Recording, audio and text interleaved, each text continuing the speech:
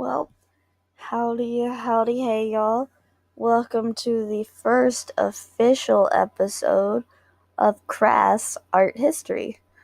And the only reason it is crass, the only reason it is crass is because I'm going to just smoke cigarettes and cuss and talk about how much I love art. Speaking of cigarette, don't smoke, it's bad for you. Disclaimer. But anyway, yes. So, I decided to do this because on my last podcast I made for this channel, I deleted the rest of them. All I did was really talk about, I went over a theory that I had on one of my favorite pieces called Republican Automatons, that piece being by George Gross. And I found that I really liked it.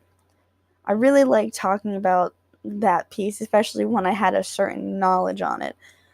Or a certain, it's bad to have a bias on things, but it's easier for me to talk about things when I'm biased towards them, you know. And so that's why I am going to be mainly talking about pieces I already like. I like this one, for instance. The piece I'm going to be talking about in particular today is the, excuse me if I'm wrong, I am not a very good linguini, not good with languages. But I believe this is called the Röttgen Pietà. It's called the Röttgen Pietà because I believe that's where they found it. It is an area in Germany, and this piece dates about to the 1300s. I think it's either mid or early 1300s, so early to mid 14th century is another way to say it. It is made out of wood, which is incredibly impressive to me. I know that wood is softer than, say, something like marble, but I've tried wood carving myself, and I have just given the fuck up. I will stick to wood burning. That is all as far as I'll go into that category, but this is just absolutely breathtaking. It's kind of ugly. It is. It's not just kind of ugly, it is absolutely fuck ugly. But, and I hate when people use this word, it's very charming.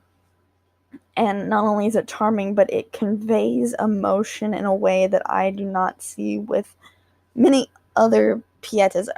And I'm going to say one Pieta in general, and that is Michelangelo's Pieta. Now, I got nothing against my boy, Michelangelo, and his little prodigy fuckboys, whatever. He makes amazing pieces, but this lacks the emotion that the Röttgen Pietà conveys. And it's not just with the faces. While his pose that he gave Jesus is a lot more, dramatic, there's just really no emotion that I would expect from what this scene is trying to depict, is a mother holding her son for a final time. Whereas in the Röttgen Pietà, the faces, they're a little ugly. We've already established this piece is kind of fucking ugly. But the faces here, you can see the way that Mary's lips are pursed. I'm gonna try to draw with the pen. You see, there's like a certain draw down to it. And also the dramatic, I'm so excited. The dramatic arch of Jesus' neck right here. And also how emaciated, is that the correct word? How fucking svelte he is. Like, shit, now I gotta erase all this bullshit. But he's just, there is definite drama shown here in ways that Michelangelo is not able to depict. or possibly is able to depict, but just decided not to. But one interesting fact, while I am still talking about Michelangelo's Pietà, is I believe it might be the only piece that he signed, and he also fucking hates it because of that reason. I might be wrong. I am not. Uh, I try to be educated, but honestly, we all fuck up sometimes. But yeah, no. I think it's one of the only pieces he signed. I think it's above the chest. I'm not going to use the pen again, even though I like it.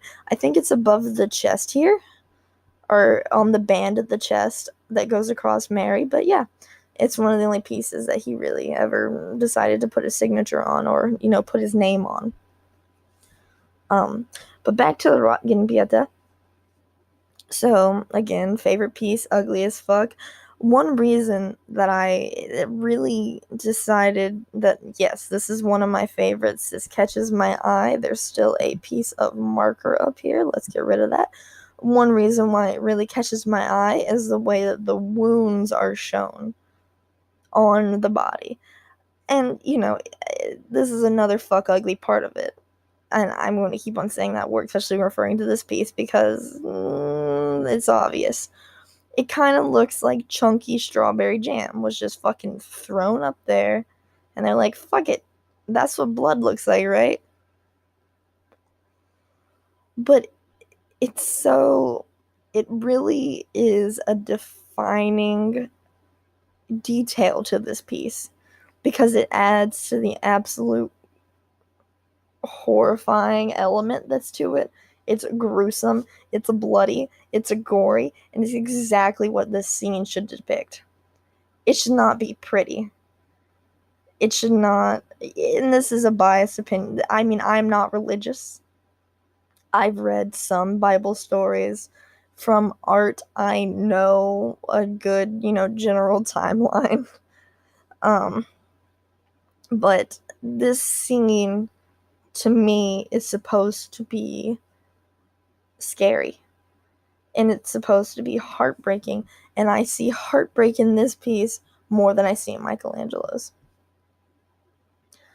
And one cool thing about this piece, if you haven't noticed already, if you're not colorblind, you might be able to see it, but there's still paint on it as well. I will use the pen again because it makes me happy. I got it.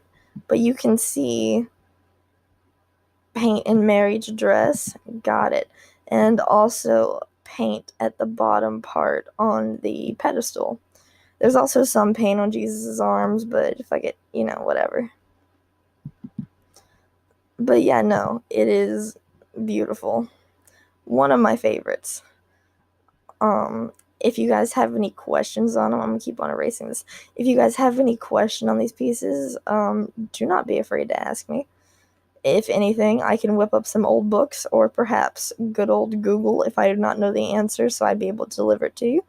And if you have any pieces that you like, that you want me to go over, let me know. Because I love doing that shit. It's fun, and I always have a good time.